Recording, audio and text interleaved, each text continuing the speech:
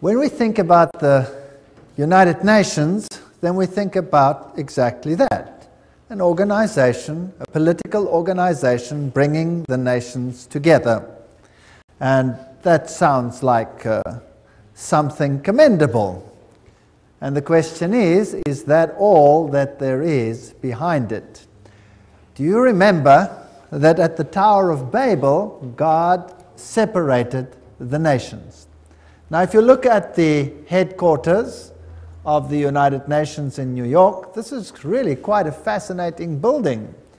It is large, and the name United Nations was coined by United States President Franklin D. Roosevelt and was used in the Declaration by United Nations of January 1942 during the Second World War, when representatives of 26 nations pledged their governments to continue fighting together against what they called the Axis powers. Interesting name, Axis powers. Today there's another axis that is being fought, and that is known as the axis of evil. Have you heard of that? The forerunner of the United Nations was the League of Nations, and this was an organization in similar circumstances during the First World War and established in 1919 under the Treaty of Versailles to promote the international cooperation and to achieve peace and security. This comes straight from the UN webpage, so nothing strange about that. It's just plain history.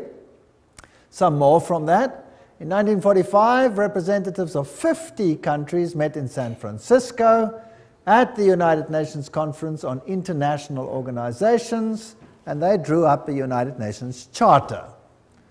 And those delegates deliberated on the basis of proposals worked out by representatives of China, Soviet Union, United Kingdom, United States at Dumbarton Oaks, United States in October 1944. It was signed on 26 June 1945. 50 countries. Poland was not represented and became one of the original 51 member states. So it officially came into existence on the 24th of October 1945, when the Charter was ratified by China, France, Soviet Union, United Kingdom, United States, and by a majority of the other signatories. And every 24th of October, they celebrate this founding of the United Nations. Now, let's have a look at this Charter of the United Nations. This is a very interesting piece of history. Well, Arthur Balfour, do you remember that name? We've used it before. Who was a member of Hort's Apostles? You remember Hort? This was the professor that helped to produce the Greek text that changed the emphasis of the Bible and removed many of the aspects of Jesus Christ's power and sovereignty from the Word of God. And the apostles were the secret society that functioned and at that time, and Hort was a member, as well as Arthur Balfour. Hort called this group a Senior Apostles Club, as well as president of the Psychic Research Society, Society for Psychic Research, soon became Prime Minister of England, Arthur Balfour, and instrumental in the First League of Nations. So this Prime Minister was also, of course, active in the writing of the original Charter of the League of Nations, much of which formed the basis for the United Nations. He not only headed the Society for Psychic Research, holding seances at his home, but he initiated a group called the Synthetic Society, whose goal was to create a one-world religion. That's a very interesting point of history. And he invited a certain Frederick Mayers of the Society of Psychic Research to join, and together they created the preamble of all religions, and it includes the dogma, departed spirits can communicate. Obviously, if you belong to such a society, then that is part of the situation. So built in somewhere over there was the wish to bring all religions together. Now let's have a look at some of the historic figures of the United Nations. Alger Hiss, he became the acting Secretary General of the establishment of the United Nations. The April 16, 1945 issue of Time magazine called him one of the State Department's brighter young men. It was Hiss and Joseph E. Johnson who later became Secretary of the Bilderbergers. So here we have all the secret societies again, who wrote much of the United Nations Charter. So very high Freemasons, Bilderbergers, were responsible for this charter. Now we know what they believe. We've already had a lecture on that, and I would refer people back to that lecture. Patterning it after the Constitution of Russia and the Communist Manifesto. This is very interesting. So the Constitution of the USSR is almost identical to the Constitution of the United Nations, for those who did not know that. And there are all the references. Everything that I say is referenced. I'm just reading. So please, nobody get angry with me. Get angry if you want to with whoever set this thing up. I had nothing to do with it. Winston Churchill, the creation of an authoritative world order is the ultimate aim towards which we must strive, and the United Nations formed part of that. Charles de Gaulle, who was also instrumental, nations must unite in a world government or perish. So the big figures involved had this philosophy. Then there is a man, I don't know how to pronounce his name, Trygve Lie. The first official UN Secretary General was a high-ranking member of Norway's Social Democratic Party, which was, by the way, an offshoot of the Third Communist International. And then came a man, Dag Hammarskjöld. And he was the second Secretary General. He was a Swedish socialist. He openly pushed communist policy. And then came U Thant, the third Secretary General, and he was a Marxist. So here you can see how the philosophy in the beginning was programmed. Now, I would like you to understand that this is not a method to go anti-capitalist, because the United States was a signatory of this charter. So why would the United States actually sign something that was so obviously contrary to their own philosophy? Well, if you remember the Hegelian principle, where two opposing viewpoints are set into the world, and neither of them is really the viewpoint you want to achieve, what you really want to achieve is a synthesis between the two. So what you see actually is you see socialists in the overriding capacity of Secretary Generals, although whether they have Marxist leanings or capitalist leanings at that level doesn't make any difference. The method is just to bring about a synthesis, which is the desired government of all of them. So out of this chaos, you eventually get whatever you want. Now, U Thant, he was, of course, one of the earliest Secretary Generals. He said, "World Federalists hold before us the vision of a unified mankind living in peace under a just world order. The heart of the program, a world under law, is realistic and attainable." Just to remind you of what we have said before. And of course, behind the scenes, always you have the papacy. As you can see in all of these lectures, the papacy always very heavily involved. Here is Pope Paul VI with Secretary General U Thant. Now this man was a Marxist. Or let's rather put it this way. Publicly, he pushed a Marxist agenda. But if he was a true insider, then he had neither agenda, and this was just for an appearance sake, as Hegel also said. So it is not surprising that here we have a handshake with another Secretary General whose name was Waldheim. Now, what was the agenda, or what was the political view of Waldheim? Anybody know? He was a Nazi. Yes. So you can see the Hegelian philosophy coming out here. There you have Marxism, antithesis. There you have Nazism, thesis, in between, synthesis. So it didn't really matter which of the philosophies they espoused, as long as the end result was the same.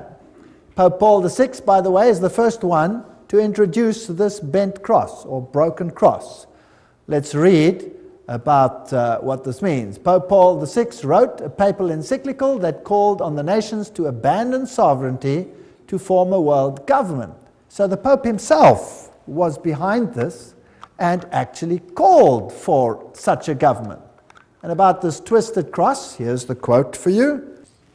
Paul VI made use of a sinister symbol used by Satanists in the 6th century that had been revived at the time of Vatican II. This was a bent or broken cross on which was displayed a repulsive and distorted figure of Christ, which the black magicians and sorcerers of the Middle Ages had made use of to represent the biblical term mark of the beast. Interesting quote. Yet not only Paul VI, but his successor, the two John Pauls, carried that object and held it up to be revered by the crowds, who had not the slightest idea that it stood for Antichrist.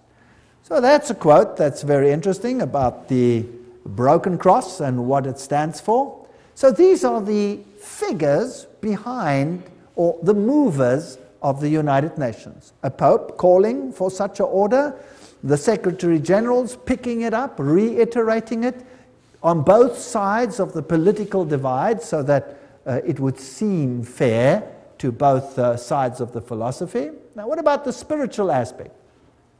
There's one interfaith organization that is called the Temple of Understanding. And it has a newsletter which is called World Goodwill Newsletter. Founded by Juliet Hollister in 1960, the Temple of Understanding has one of its goals the creation of a spiritual United Nations, in its work to promote understanding between religions on the basis of the oneness of the human family. Sounds good. The Temple has numbered among its members and supporters such influential world servers as U Thant himself. Well, there's the Secretary General. You can't go much higher than that. Eleanor Roosevelt. That's interesting. Thomas Merton, Jawaharlal Nehru, Anwar Sadat, Radhakrishnan, in addition to the main center of New York. So these are the top movers. So this is not some sort of little organization operating somewhere in the wings. This is a hub organization. And from where did they operate? Well, they were based at the Cathedral of St. John the Divine. That must be getting pretty boring by now, right? Always the same thing. The temple has active chapters in India, in the UK, representatives in Africa, Latin America, Asia, Middle East. This is a universal movement to bring all religions together. Now let's have a look at this interesting cathedral. There it is, the Cathedral of St. John the Divine. The cathedral is located at the 112th Street in Amsterdam Avenue, 1 block east of Broadway, the largest cathedral in the world. That's also interesting. The Cathedral Church of St. John the Divine in New York is the mother church of the Episcopal Diocese of New York and the seat of its bishop. Remember, that's where they had the female Christ and where they have the issue of ordaining homosexual bishops, and all kinds of interesting stuff happen at this episcopacy. Right, a little bit more history. Jim Garrison, president of the New Age Gorbachev Foundation, which was this foundation that was founded by Gorbachev in New York. He said, we are going to end up with the world government. It's inevitable. There's going to be conflict, coercion, and consensus. That's all part of what will be required as we give birth to the first global civilization. So that's the agenda that they have. Philip Jessup, a CFR member, World Court Justice, pretty high up people, writes, I agree that national sovereignty is the root of all evil. So nations will obviously have to relinquish their sovereignty to this organization without it appearing as if they're doing so. The Humanist Manifesto, 2 states, we deplore the division of mankind on nationalistic grounds. We have reached a turning point in human history where the best option to transcend the limits of national sovereignty and to be moved towards building a world community. That's Humanist Manifesto 1 and 2. These are the official documents. Now this is a very interesting man, Robert Mueller. He's the former Assistant Secretary General to the United Nations, but he is today the mover in the spiritual field within the United Nations. He's also called the prophet of hope of the United Nations. He wrote, "We must move as quickly as possible to a one-world government, a one-world religion, under a one-world leader." That's very, very interesting. So these are the top movers. Now, the philosophy, I'm always interested in what the philosophy is and who's behind it. And again, we pick up the same old names over and over and over again. In the Aquarian Conspiracy by Marilyn Ferguson, a survey of New Agers showed that the leading influence on their spiritual awakening was, again, Pierre Teilhard de Chardin. Do you remember who he was? Jesuit priest. You see, they have Catholicism, the Jesuits, the top movers in the United Nations. Now, what did Robert Mueller, the former Assistant Secretary General, have to say? He wrote, "Teilhard de Chardin had always viewed the United Nations as the progressive institutional embodiment of his philosophy." Now, there is a Secretary General saying, or Under Secretary General saying, that the United Nations embodies the philosophy of Teilhard de Chardin. Now, what did Teilhard say? I've mentioned some of his philosophy. We'll look in a little bit more detail again.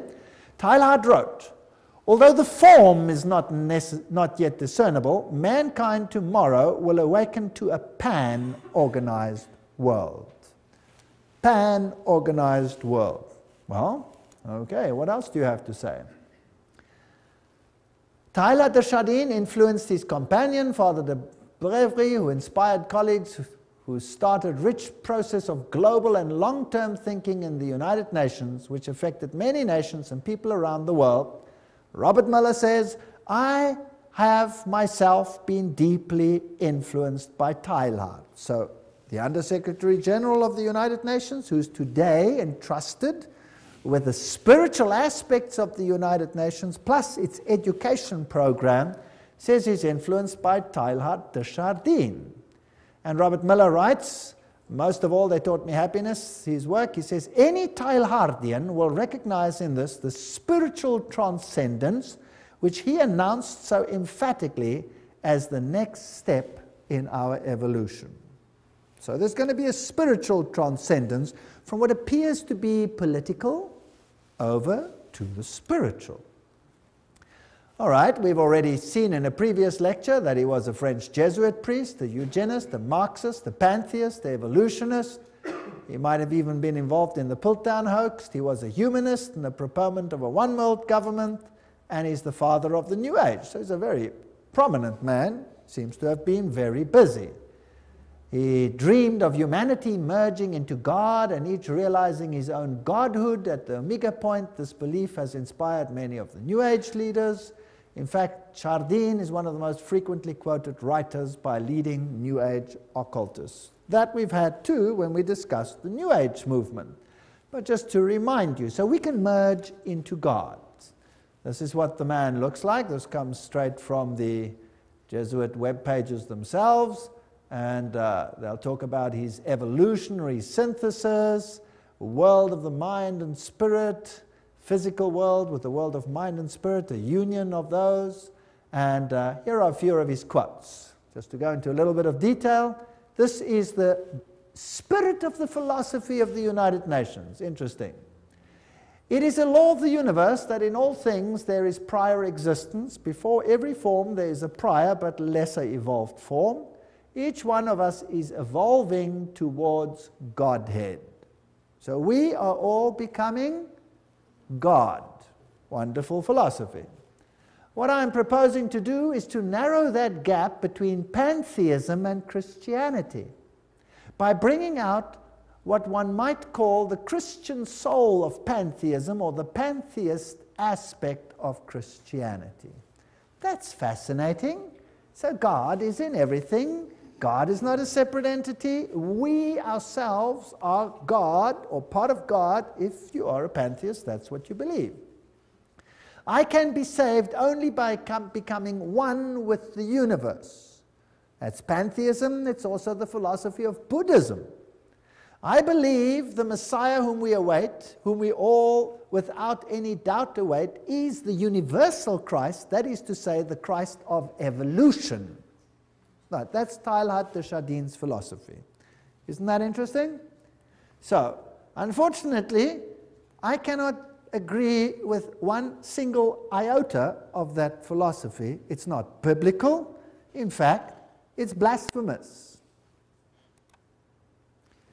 A general convergence of religions upon a universal Christ who satisfied them all. That's what Teilhard de Chardin said, Christianity and evolution. This is his quote. His quote. So a convergence of religion that satisfies them all. And he saw the United Nations as the embodiment of this philosophy. That seems to me the only possible conversion of the world and the only form in which a religion of the future can be conceived. That means everybody must come together. Now, how do you get all the religions to come together and to bury the hatchets and their differences? You create a pain of separation, chaos, that exceeds the pain of unity. Is that understandable? That's how you do it. That's Hegelian philosophy. That is Freemason philosophy. So today we're in the pain stage, and the next phase will be unity or inexplicable pain. That's the choice. And mankind will quite readily choose which one? The lesser pain, obviously, to survive. Now let's have a look at all these secretary generals and whether they are actually embodying this philosophy or not. This is Dag Hjalmar Agne Hammarskjöld. He was the Secretary General of the United Nations from 10 April 1953 to 1961. Then he met his death in a plane crash, and he was the fourth son of the Prime Minister of Sweden during the years of World War I. He was the first one. Now, what did he do in the United Nations? Well, one of the first things he did was to produce or create a prayer room. And there it is on the left-hand side. A stone in the middle of the room was placed to tell us we may see it as an altar, empty, not because there is no God, not because it is an altar to an unknown God, but because it is dedicated to the God whom man worships under many names and many forms. Very interesting. So there is this prayer room with only this stone altar, which is built to be shaped like a rectangle, if you like, which has certain interesting meanings, and the whole building, the whole room, has the shape of a trapezoid. Now, what does that mean? Well, there's also an all-seeing eye, and that symbol that we see over here amongst the Hittites is also the symbol, if you look carefully, of the United Nations, which has the laurel wreath and which has the face up there, which is just replaced with the earth. Now, perhaps the best way to comprehend what the all-seeing eye represents is to examine the architecture of the meditation room of the United Nations building in New York. The meditation room is shaped as a pyramid, a trapezoid. Without the capstone, inside the room is dimly lit, but coming from the ceiling is a narrow but concentrated pinpoint beam of light which radiates down to a bleak stone altar. On the wall straight ahead is a breathtaking modernistic mural that is dynamically endowed with occult symbolism. Containing 27 triangles and various configurations, a mixture of black and white and colored background and a snake-like vertical line, at the center is the all-seeing eye, which grips the millions of annual UN visitors with its stark beckoning image of suspicion and omnipresence. This is the quote from Tex Mars. And some more quotes. The meditation room faces north-northeast. To enter the room, one must proceed from darkness into light. Indeed, the middle order of the Satanic Brotherhood is called the Order of the Trapezoid. That's very interesting. And Anton LaVey, who is the founder of the Church of Satan, refers to an occult principle known as the law of the trapezoid. So we seem to have a very occult room here, which is dedicated to a god that can be served under any name. The one that I know has one name. One name. One could tell several moving stories, writes Robert Miller, the spiritual godfather, if you like, of the United Nations and the former Under-Secretary General. One could tell several moving stories of the spiritual transformation of the United Nations has caused to the point that this little speck on earth is becoming holy ground.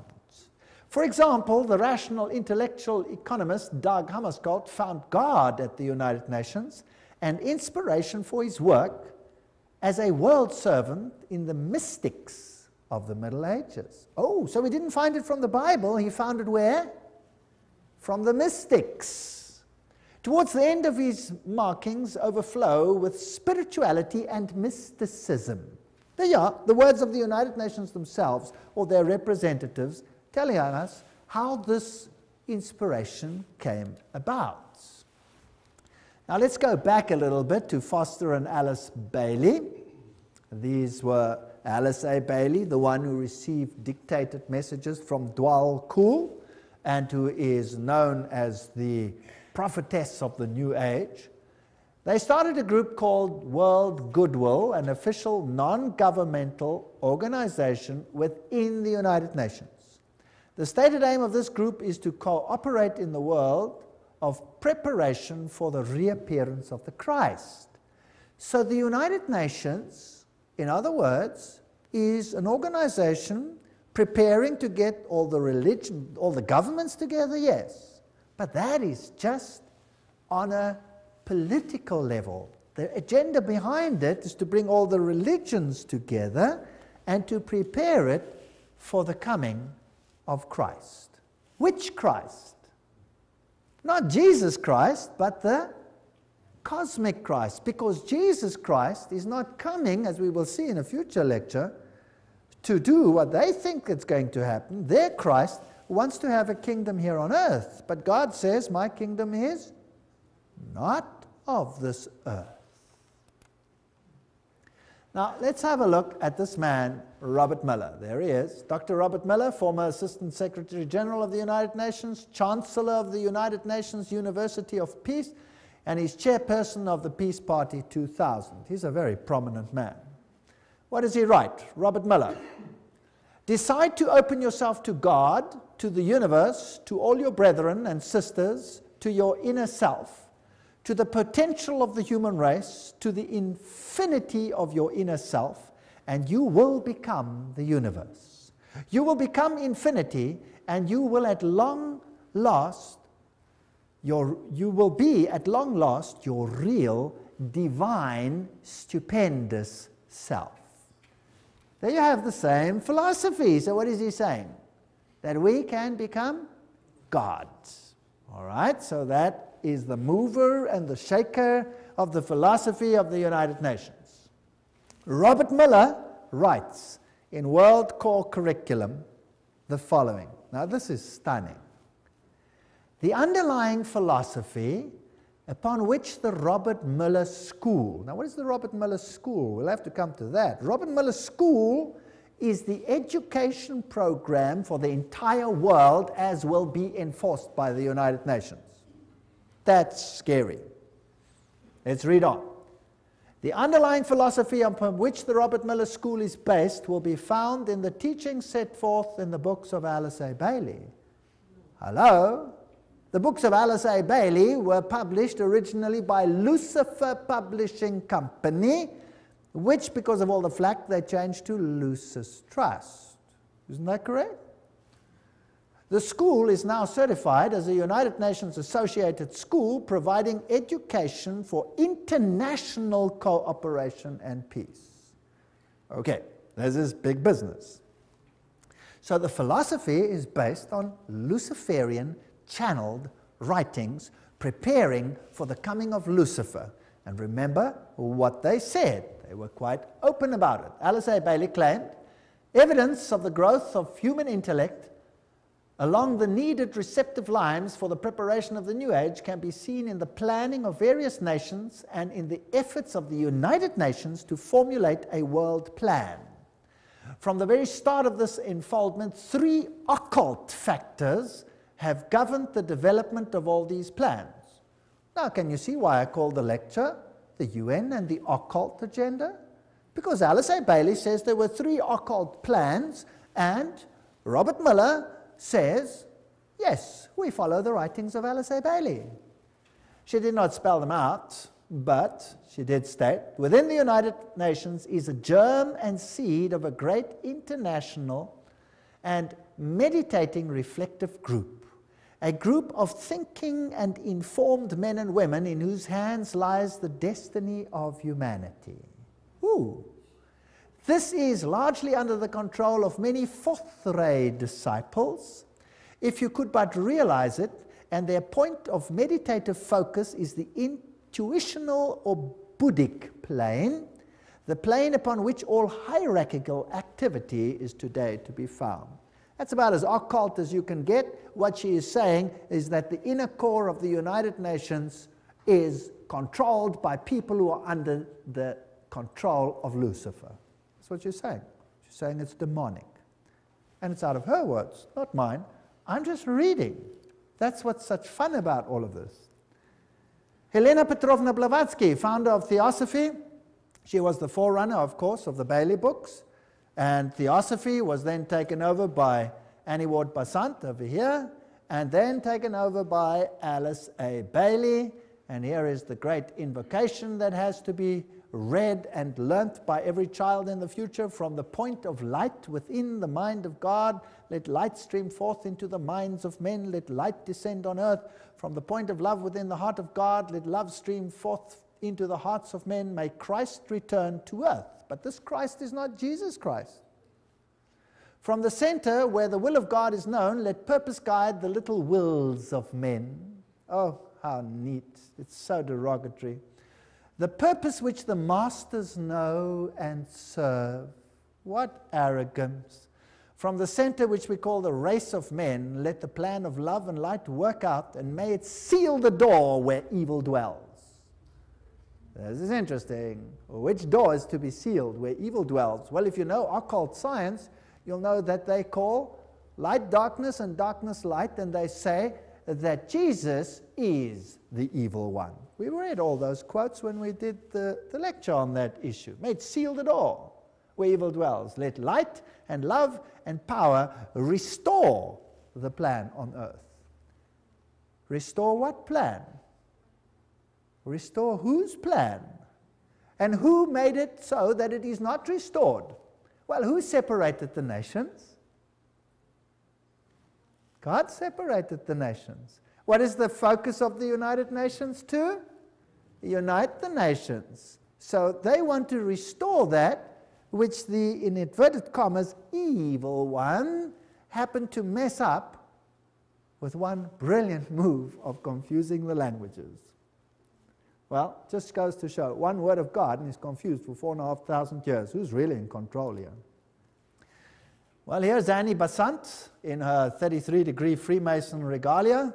Co-Masonry, you remember we dealt with this issue. The Theosophy textbook teaches immortality, reincarnation, the deity of man. Statements by this Dwalkul, who also inspired Alice A. Bailey. He talks about Alice A. Bailey, know me still by another name and office, AAB. Alice A. Bailey knows who I am and recognizes me by 2 of my names. Now that's interesting because there are 2 names, and we will see the 2 names in a future lecture, what the names are, and then it gets very interesting. This is a detective story. It's a very exciting one. Well, the Bible says that they are spirits of demons, working miracles which go forth to the kings of the earth and to the whole world to gather them to the battle of that great day of God Almighty. Revelation 16:14. Remember that? Helena Petrovna Blavatsky, the founder of this movement, of which Alice A. Bailey became the high priestess, if you like, said Lucifer represents life, thought, progress, civilization, liberty, independence. Lucifer is the Logos, the serpent, the Savior. It is Satan who is the God of our planet and the only one. Then she talks about the Virgin, who is Satan and Lucifer at the same time, and the Holy Ghost, all wrapped in one. So whether you call him Isis or whether you call him Osiris, doesn't matter. Whether you call him Baal and Ashtoreth, doesn't matter. Two names. He always comes under two names, two principles. Alice A. Bailey, she succeeded Besant as leader of Theosophy. Her husband was a 32-degree Freemason and also, of course, part of co-Masonry. There she is, priestess and prophetess of the New Age movement, who received these messages from this spirit entity, which has to be a demon, Dwal-Kor. Her writings, as we have said, are one of two women to be one of the most prolific writers of modern times. Her main aim, the problems of humanity, getting all humanity together again, and preparing the world for the coming of Christ. And we have read this quote already. I dedicate myself anew to the service of the coming One. One is an acronym in the occult for Lucifer. And will do all I can to prepare men's minds and hearts for that event. I have no other life intention. She writes, the Tibetan, this is now this Dwal-Kor, has asked me to make clear that when he is speaking of the Christ, he's referring to his official name as head of the hierarchy. The Christ works for all men irrespective of their faith. He does not belong to the Christian world any more than to the Buddhist or Mohammedan or any other faith. There is no need for any man to join the Christian church in order to be affiliated with Christ. So obviously it's not Christianity. The requirements are to love your fellow men, lead a disciplined life, recognize the divinity in all faiths and all beings, and rule your daily life with love. First of all, he will come to a world which is essentially one world, Alice A. Bailey wrote. So it doesn't even have to be a fully united world. The major effect of his appearance will surely be to demonstrate in every land the effect of a spirit of inclusiveness. Now, I want you to ponder this. This is very important. So his main aim will be to develop a spirit of inclusiveness. And inclusiveness which will be channeled or expressed through him. So his spirit will work to bring this about. All who seek right human relations will be gathered automatically to him. So not all who seek Jesus Christ, no, all who seek right human relations. Can you see the emphasis to mankind again? All who seek these will automatically be gathered to him, whether they are in one of the great world religions or not. So we need a spirit of inclusiveness. But let's continue. All who see no true or basic difference between religion and religion, or between man and man, or nation and nation, will rally around him. Now, those who embody the spirit of exclusiveness and separateness will stand automatically and equally revealed, and all men will know them for what they are. Oh, nice. What does the Bible say on this issue? The Bible says, come out and be separate. The Bible asks for a spirit of separateness. The United Nations, by its very nature, has no option but to ask for a spirit of inclusiveness. But now, what if the high movers behind the scenes are actually occultists and Luciferians? Wouldn't that be kind of scary? Because who would be the head honcho of the team then, behind the scenes? Satan. Satan would be the head honcho. He would be the main guy. Now the trouble is, this difference. Those who say come out and be separate, they're going to be in trouble. Those who say, well, let's be inclusive, they'll be okay. The reply comes with clarity. He will come unfailingly when a measure of peace has been restored. We don't have to have world peace, just a measure of peace. Alice A. Bailey continues, the major required preparation for the coming of the Christ is a world at peace. However, that peace must be based on an educated goodwill, which will lead inevitably to right human relations, and therefore to the establishments on lines of light between nation and nation, religion and religion, group and group, man and man. So the only way we're going to have this community is by putting everybody into the melting pot and becoming one. That means giving up your differences. Discover the members of the new group of world service whenever possible and strengthen their hands. Look for them in every nation and expressing many lines of thoughts and points of view. Remember always that in doctrine and dogma and in techniques and methods they may differ widely from you, but in love for their fellow man, that has become the religion of the new world. Not love for God, love for the fellow man. In practical goodwill and in devotion to the establishment of right human relations, they stand with you. They are your equals and can probably teach you much. So forget all about the religious differences. Promote ceaselessly the work of world goodwill so that every nation may have its own group of men and women dedicated to the establishment of right human relationships. The whole power has to shift to man rather than to God. It is on the foundation of this teaching that Christ will raise the superstructure of the brotherhood of man for right human relations on expression of the love of God. And this is all we hear in the sermonizing of the New World. What is important is right human relations. What is important is that we accept one another as we are. And it goes on and on and on and on. But faithfulness to God, biblical principles, no, they have to be given up. Share International says, but the day will dawn when the vision of the United Nations will save the world, and when the reality of the United Nations starts bearing fruit, then the breath of immortality will be a living reality on earth. And there is the spiritual leader of or the present priest, if you like, in the United Nations, the Hindu Sri Chinmoy. He says the United Nations is the way to oneness that leads to the supreme oneness, capitalized. It is like a river flowing towards the source, the ultimate source.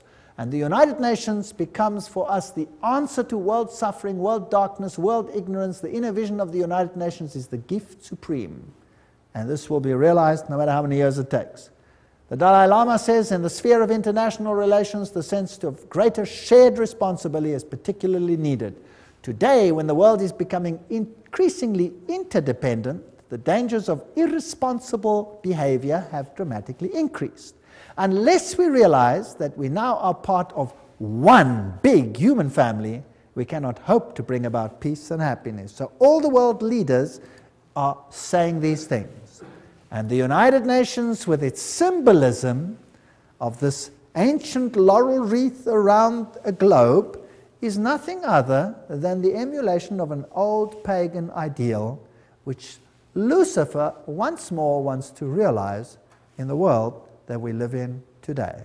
As we have seen, the symbol of the United Nations is very similar to the old Hittite symbol, where you had in the center the face of the sun god, and now you just have a web, if you like, a spider's web, which is a symbol of Lucifer, and the encompassing earth. And of course, the laurel wreath was a symbol of all the ancient deities. So we find all for one, all together now, we are the world, was the 50th celebration of the United Nations. The New Age agenda was to merge God and nature. That's what Teilhard de Chardin, the father of the philosophy of the UN, said. We must become pantheistic, eradicate male-female distinction, world peace, nuclear disarmament, one world government, one world religion. The organizations leading up to this, the United Nations, of course, Council of Foreign Relations, Trilateral Commission, Bilderbergers, Gorbachev Foundation, and the Club of Rome. And they've already put up a constitution which is known as the Constitution for the Federation of Earth. So we already have a world constitution. Now, obviously, if you want to bring about a situation like that, you have to influence the education of the world so that the mindset and the thinking of people is changed. So education is a very important point. This comes straight from their own web pages. Wow, you cannot say this is hearsay. It comes straight from them, unol.org. The world will not change and find peace if there is not a new education. Utant, former Secretary General of the United Nations. We need a new education. The old one's no good. The former director of the World Health Organization, Dr. Brock Chisholm, of course that's also a United Nations organization, says, to achieve world government, it is necessary to remove from the minds of men their individualism. That's kind of scary, don't you think? Loyalty to family traditions. Oh, that's even worse. National patriotism and religion's dogmas. Now, these are the movers of the United Nations. Your individualism must go. You must become a number. Just doing what the state says. This is Marxism. The state is supreme and you are nothing but the catechumen, a goyim, or nothing. And you must give up your individuality. Now let's have a look again at this man, Robert Miller, philosopher, prophet of hope, top-level global statesman, and what a mighty man. He's the Chancellor of the University of Peace, created by the United Nations. He is the creator of what is known as the World Core Curriculum. That says everything. And is known throughout the world as the father of global education. There are 29 Robert Miller schools around the world, more being established each year. World Core Curriculum earned him the UNESCO Peace Prize in 1989. He has recently drawn up a framework for world media coverage. What you see on your television is what you're supposed to see, not what you should see. As a public service, as well as a framework for planetary and cosmic consciousness. Wow, so your mindset, your cultural mindset must be changed, your framework for the arts and culture. These are occultists speaking. After all, he said so himself. He says he follows Alice A. Bailey. He's the author of the World Core Curriculum. What does that do? Everything is a quote. Steer our children towards global citizenship, earth-centered beliefs, socialist values, the collective mindset, which is becoming a requirement of the 20th century workforce. Your children will have to be modified. We are living in a frightening world. Robert Miller, what does he write about a World Core Curriculum? He says a World Core Curriculum might seem utopian today, but by the end of the year 2000, have we passed that? Yes. It will be down-to-earth daily reality in, what does it say there? All the schools of the world. Now, believe you me, I have been in the education system. I officially left the education system 1 month ago. And what I have seen in the last few years, the changes are hair-raising. Hair-raising. If that is what is awaiting us, then God help this world. We've already seen, he says, the philosophy is based on Alice A. Bailey. And World Core Curriculum, this is unol.org, that is their own one. What is their teaching? Our planetary home, place in the universe, our place in time, that's all the evolution stories. The family of humanity, that's global humanity, the miracle of individual life, and the coordinating centers of the world, where they all are, the Robert Miller Schools International. What do they teach? Well, they have, for example, the Shaman Institute, and they have all these nice, interesting occult signs for all the things that they stand for. Eleusis, the all-seeing eyes, humanistic psychology. This is one of the Robert Miller School's teaching points.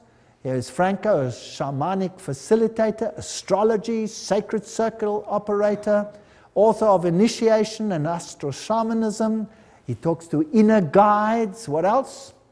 He says the workshop offers practical tools for journeying into ecstatic dimensions, beyond conventional time. He says the program includes shamanic journeys, drumming, ceremonial sharing, soul retrieving, connection with guides and spirits. This is spiritism of the worst kind. This is forbidden in the Bible.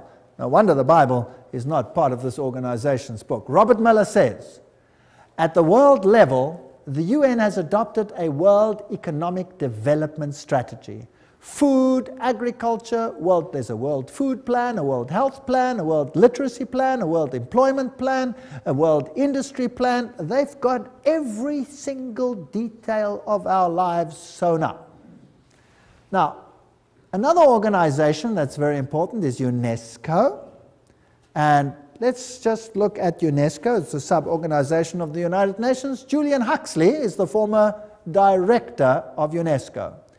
He was Humanist of the Year.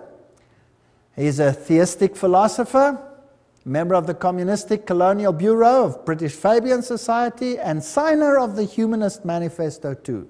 That's not a very good recommendation as far as I'm concerned. Some more. Skull and Bones member Archibald MacLeish wrote the UNESCO Constitution. So he must be an Illuminati member, as we saw in that lecture on the secret behind secret societies. So Freemasons helped create the organization, a fervent international MacLeish. He is associated with one worldlism. Here's another one. Niebuhr is UNESCO's co-founder, and he signed Siecos. Now what does that mean? Which appeared in 1969, and they printed it in the New York Times then. What is Siecos? These are the founders. It is the position of Siecos that contraceptive services should be available to all, including minors, who should enjoy the same rights of free and independent access to contraceptive care as do others. It is the position of Siecos that the use of explicit sexual material, sometimes referred to as pornography, can serve a variety of important needs in the lives of countless individuals.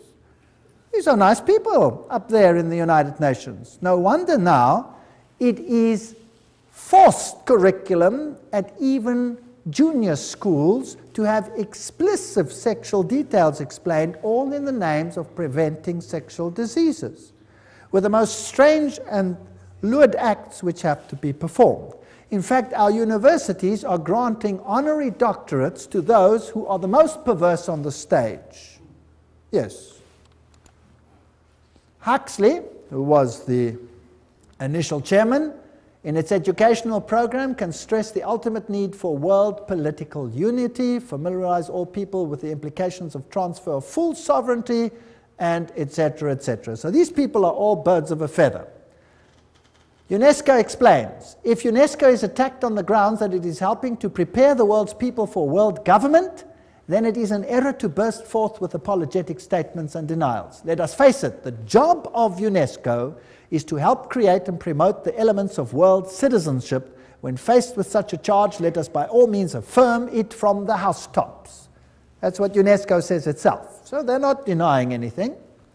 Under Huxley's guidance, they prepared a guidebook for teachers. Now, I would like the parents to take a note. Everybody with little children, or have children with little children, take note. What is the United Nations Guidebook for Teachers?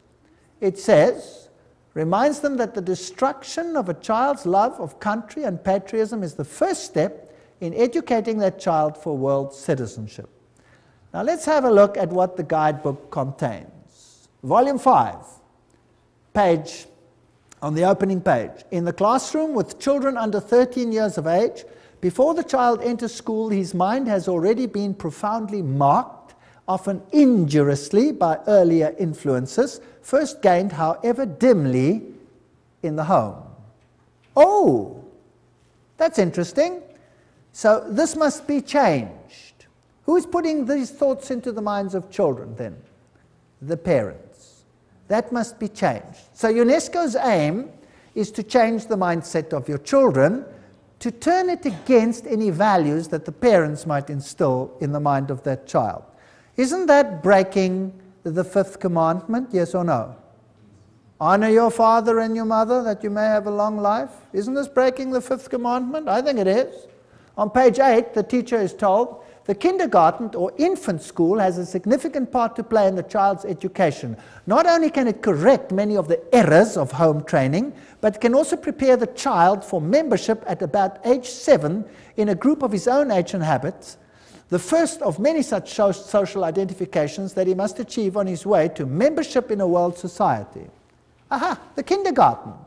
So now, the governments of the world are saying, you must send your kids to school earlier. Did you know that? That the governments are beginning to say that? And England now passed a rule when? This year. This very year. Guess when kids go to school from this year onwards in England? Age 3. Yes, age 3. You have to send them to preschool. That's nice. And the mothers love it because they don't have to take care of the kids. But who's controlling the mindset of the kids? And who's behind it? Occultists. Page 58 of the guidebook to teachers says, as we have pointed out, it is frequently the family that infects the child with extreme nationalism. The school should therefore use the means described earlier to combat family attitudes. Now, nationalism is not their ultimate game. What is their real game? Religion. Religion. Volume 5, page 11. In our view, history and geography should be taught at this age at a universal history and geography. The study of history raises problems of value which are better postponed until the pupil is freed from nationalist prejudice, which is present surrounds the teaching of history. So the whole mindset of the child must be changed in the teaching program, and this is UNESCO's aim.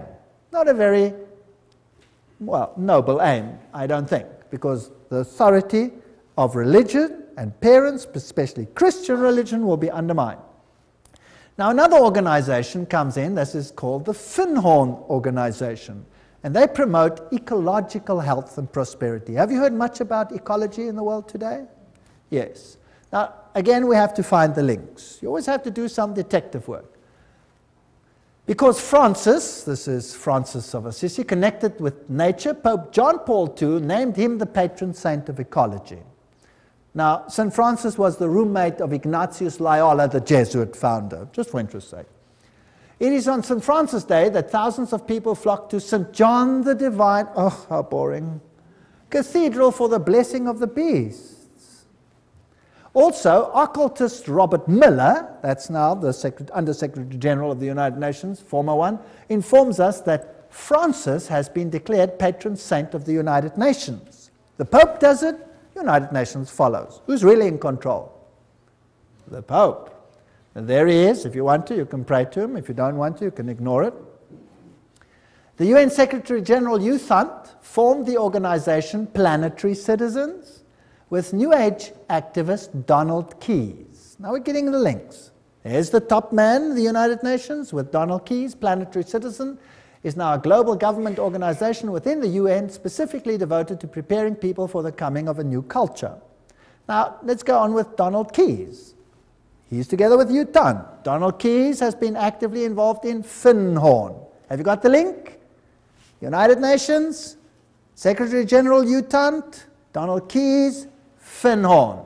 In Scotland and writes regularly for its magazine One Earth. Keyes wrote, the New Age groups are focusing on entering a new stage, a world-related stage. They are becoming mature enough to begin to shoulder some of the load of humanity's burdens.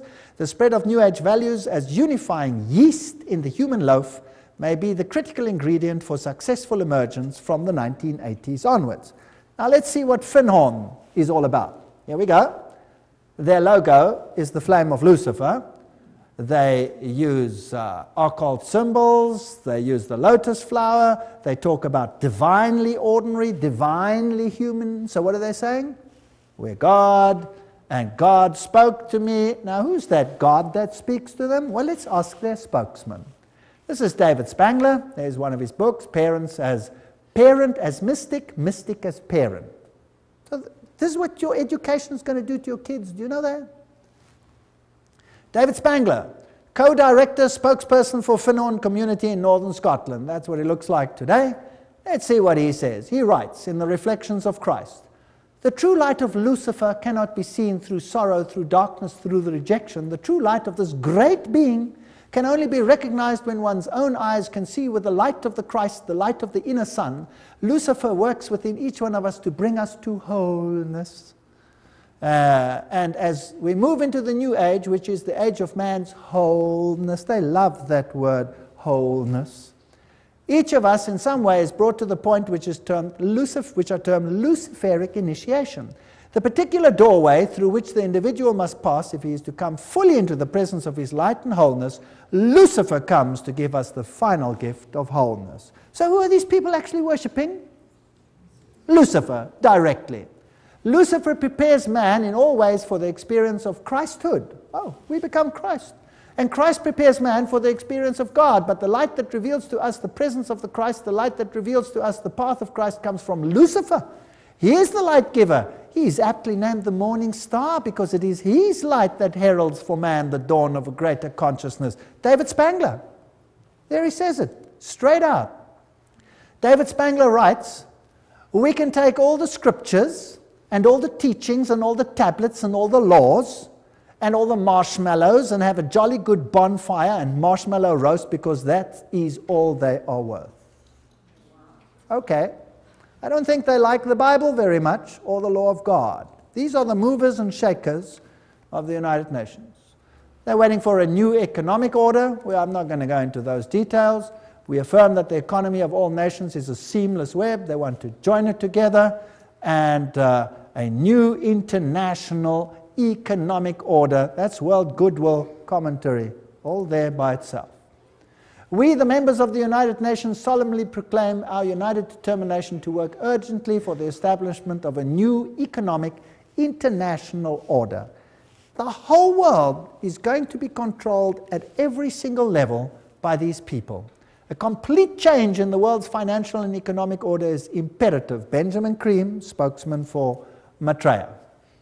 So, UN General Assembly says new international economic order. And so we have all these strange happenings. Buckminster Fuller says, don't give me any other job. Just let me be head of the World Food Authority and I'll have the whole world at my feet tomorrow. They're going to use food to create enough tension to make everyone accept this.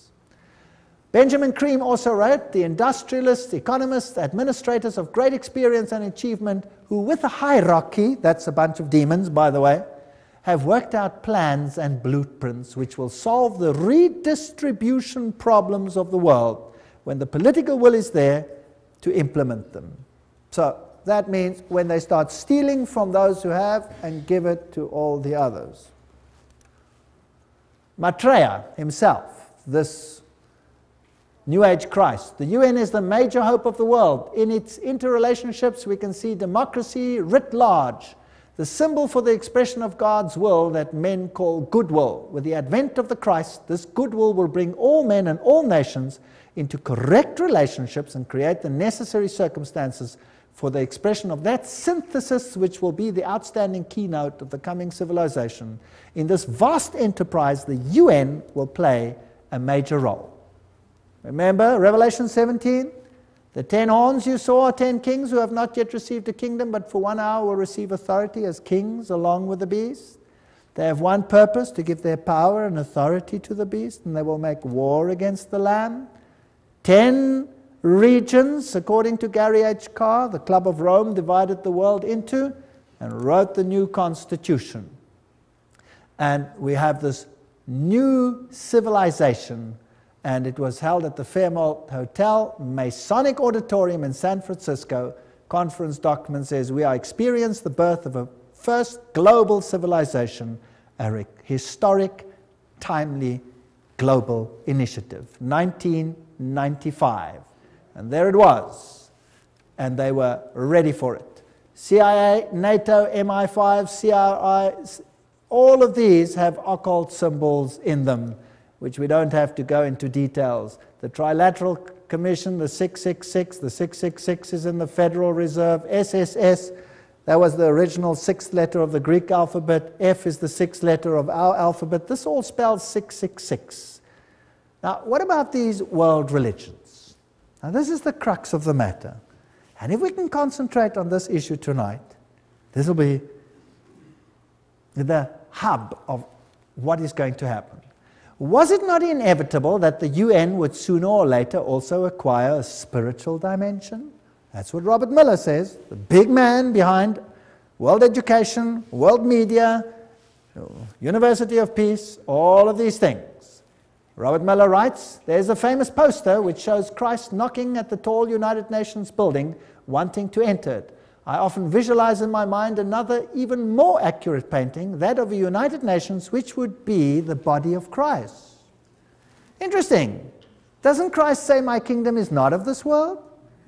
So this is another kingdom, and this Christ is definitely not Jesus Christ. He then refers to Pope John Paul said that we are stone cutters and artisans of a cathedral which we might never see in its finished beauty.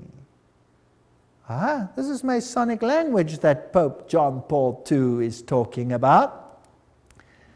The tapestry of its work encompasses the total condition of humankind on this planet. All this is part of one of the most prodigious pages of evolution. It will require the detachment and objectivity of future historians to appraise fully what happened in the last third of our century and to understand the real significance of what the United Nations was.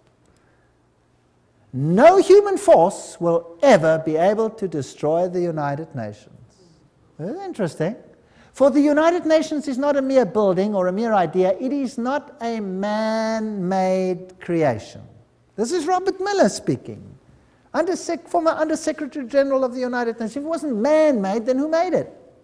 Who made it if man didn't make it? Well, they told us who the leader is in so many words. Who is he? Lucifer. Okay.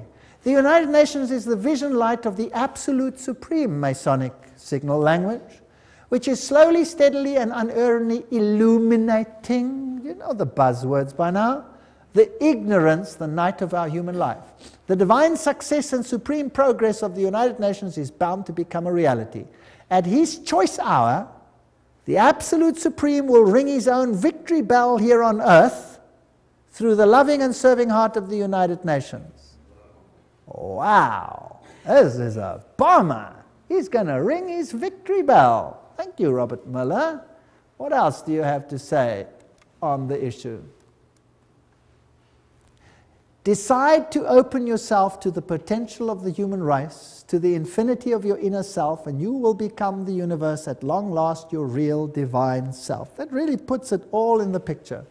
I'm more and more drawn to some of the very simple but extremely important teachings of the Christ and of all the great prophets and visionaries. I'm increasingly convinced that what they foresaw is the beginning to become a reality on the planet, and that humanity is transcending or metamorphosing itself into what those great dreamers and visionaries and prophets envisioned. We're changing. We're going to undergo a change. The world's major religions in the end all want the same thing. Do they? Even though they were born in different places, different circumstances, what the world needs today is a convergence of the different religions in the search and definition of the cosmic and divine laws which ought to regulate the behavior on this planet. Worldwide, spiritual ecumenism, expressed in new forms of religious cooperation institutions, would probably be closest to the heart of the resurrected Christ. Thank you. Very interesting. Peace will be impossible, Robert Miller speaking, without the taming of fundamentalism.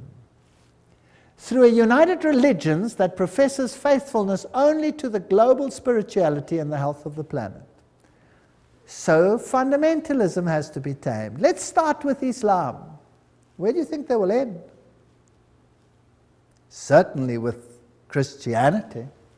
The New World religion must be based on those truths which have stood the test of the ages. They are steadily taking shape in human thinking, and for them the United Nations fights. My great personal dream, writes Robert Miller, is to get a tremendous alliance between all the major religions and the United Nations. Well, this is fascinating stuff.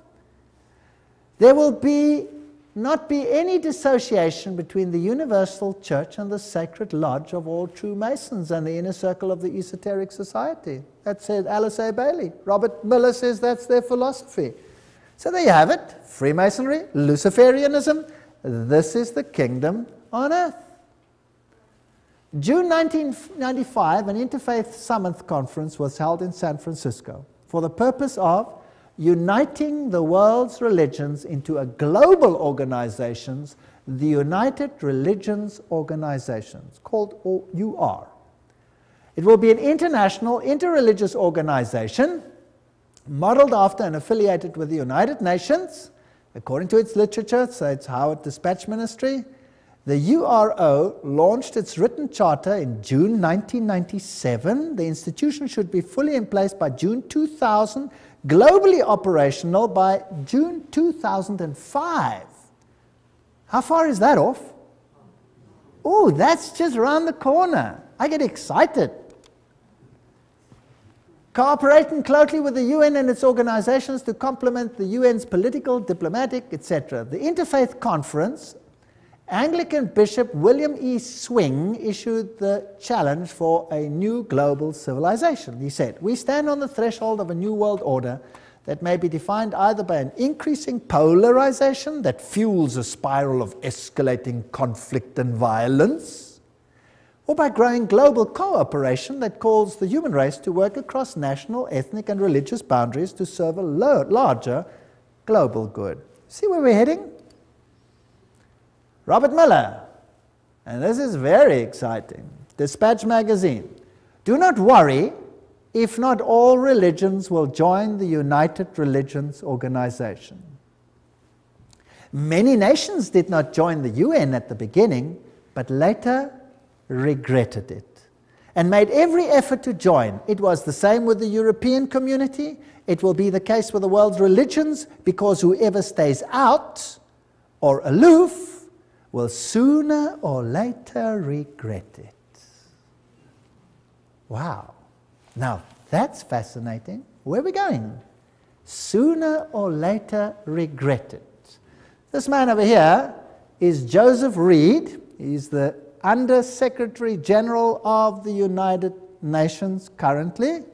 And here he's speaking at a huge convention of Seventh-day Adventists. And he's going to tell them exactly who is going to be in control. Let's listen to him. "I make this appeal because the United Nations is also your organization, our world organization, your United Nations. Delegates, please remember, the United Nations is the only machinery we have for collective cooperation among all nations. It is the only worldwide institution for furthering development. The United Nations is the only universal mechanism for protecting human rights. The United Nations is the only shared framework for strengthening international law.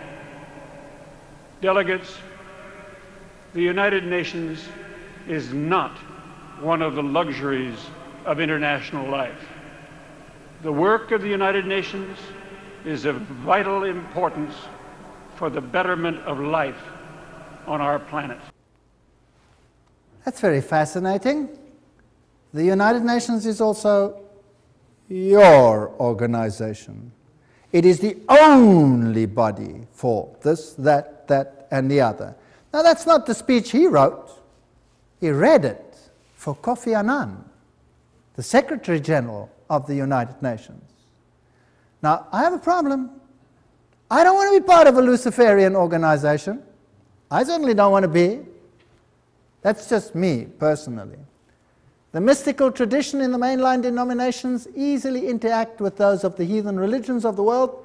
Meditation practices, visualization techniques, breathing exercises are now being used to tap into spiritual realm, and such religious leaders as the Pope and the Dalai Lama are very much on the same plane. Discernment Newsletter, 1996. A religion to fit everyone. Goals of this one world religion, world goodwill, remember this is all UN-affiliated organizations, founded by the very highest level of people.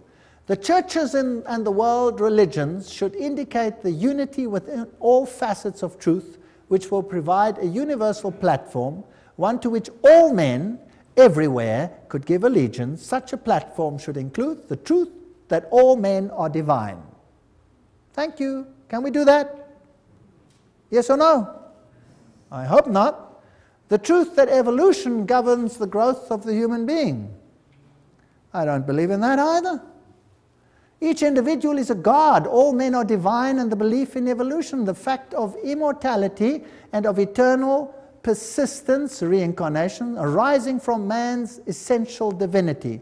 The Bible clearly teaches us that there is no such thing as reincarnation, for it is appointed unto men once to die. These are all taken from direct quotes.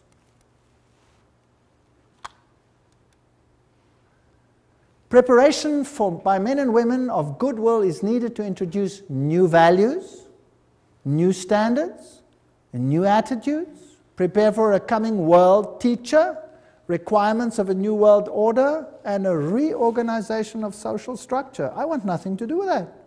I want nothing to do with that. Alice A. Bailey writes, the same old formulas, the same old theologies, the same old interpretations are deemed adequate to meet men's modern needs and inquiries. They are not. The church today is the tomb of the Christ, and the stone of theology has been rolled to the door of the sepulchre. Oh, Jesus and his theology, goodbye, goodbye. She writes, the day is dawning when all the religions will be regarded as emanating from one great spiritual source. All will be seen as unitedly providing one root out of which the universal world religion will inevitably emerge. Then there will be neither Christian nor heathen, neither Jew nor Gentile, but simply one great body of believers gathered out of all the current religions. That sounds nice. But whose religion will it be? They will accept the same truths not as theological concepts, but as essential to spiritual living.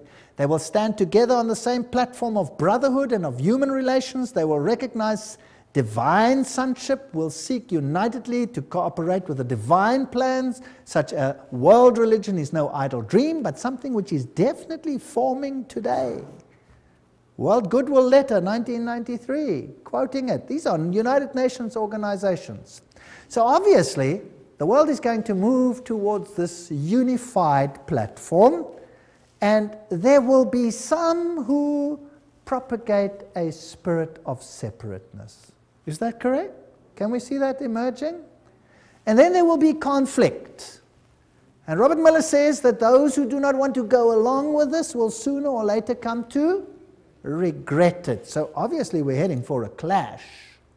Miller also said, we must hope also that the Pope will come before the year 2000 to the United Nations, speak for all the religions and spiritualities on this planet, and give the world the religious view of how the third millennium should be a spiritual millennium, a millennium which will see the integration and harmony of humanity. Who must be the spokesman for this new world religion? The Pope. The plan is coming together. Revelation is unfolding. This is exactly what the Bible speaks about what will happen. Instead of becoming dejected and miserable, then lift up your heads and start smiling, because we're going home. This is exciting.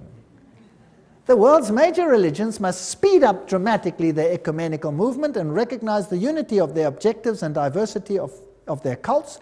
Religions must actively cooperate to bring to unprecedented heights a better understanding of the mysteries of life and of our place in the universe. My religion, right or wrong, and my nation, right or wrong, must be abandoned forever in the planetary age. You're not allowed to say Jesus is the only way. It must be abandoned forever. I'm sorry, I will not abandon it. I refuse. And then we had this wonderful meeting. The Pope actually did appear before the United Nations. And then they came together in this massive rehearsal at the United Nations, where they formed this new ecumenical initiative funded by Ted Turner. And the whole world is gathering into one new religious pot under the United Nations. And I saw one of the heads, as it were, wounded to death, and his deadly wound was healed, and all the world wondered after the beast. Revelation 13:3. Joshua 24:15. And if it seems evil unto you to serve the Lord, choose you this day whom you will serve, whether the gods which your forefathers served that were on the other side of the flood, or the gods of the Amorites in whose land you dwell. But as for me and my house, we will serve the Lord. That's the decisions we have to make. Those are the issues before us. And the sad thing is, I'm not making this up. I'm just reading it off the screen. I'm really not making this up. I wish I was, but I'm not. So we are actually facing a crisis situation. But in the lectures that are now coming, we will have to look at the other side of the coin. We've had enough of this side of the coin, don't you think? I'm sick to death of it already. Now let's have a look whether God has an answer to what Satan is planning. Now I had handed out another little card over here, and I've got a question on there. I'm beginning to see that the battle is not really political. Did you see that tonight? The battle is not really political, but religio-political. They want your allegiance and your mind.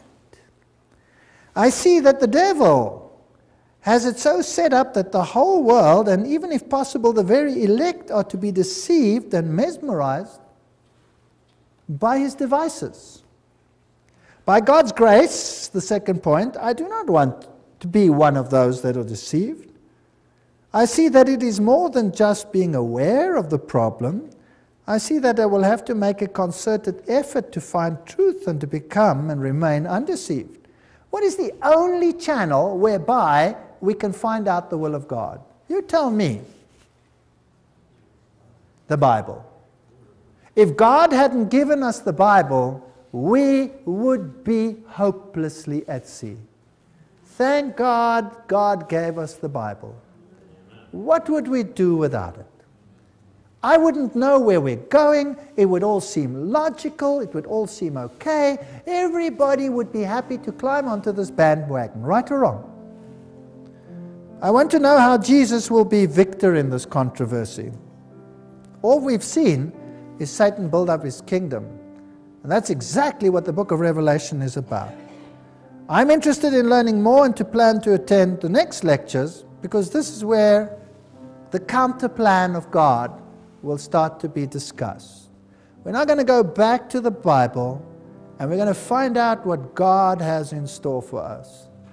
But if I could just be so daring as to ask, just show me your hands if you want to. Who sees that Jesus is being eradicated from the world plan? Who sees it? Wow, so there's a total onslaught on Jesus Christ. And we are just caught in the battle. Isn't that right? We're just caught in the battle. So what hope have we got of changing the status quo? None. None. If you think you can change this, forget it. We have no hope. Who is our only hope? Jesus Christ. He is our only hope. Without him, we are nothing. And that's why I can stand here today, because I know there's nothing I can do, but he can do something. He's even made it possible for me to stand here and speak to you. Isn't that great? All things are possible. Do you know that I've given these lectures in a Masonic hall? Yes. All things are possible. Absolutely amazing.